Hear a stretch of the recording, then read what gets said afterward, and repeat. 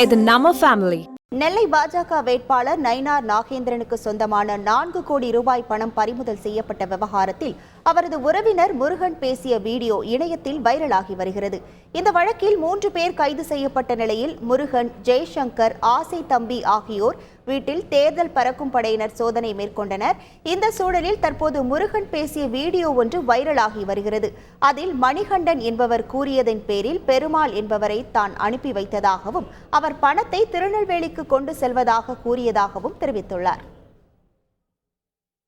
சுமார் ஒரு 6 மணிக்கு மணிகண்டன் போன் பண்ணாரு.